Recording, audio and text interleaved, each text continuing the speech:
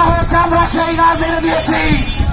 পরবর্তীতে ফখরুদ্দিন মঈনুদ্দিনের ১/১১ সরকার আমাদের সাবেক ফরিদপুর ৫ আসন ভেঙে আমাদেরকে ৪টি আসন উপহার দিয়েছে, সেই রায় আমরা মেনে নিয়েছি।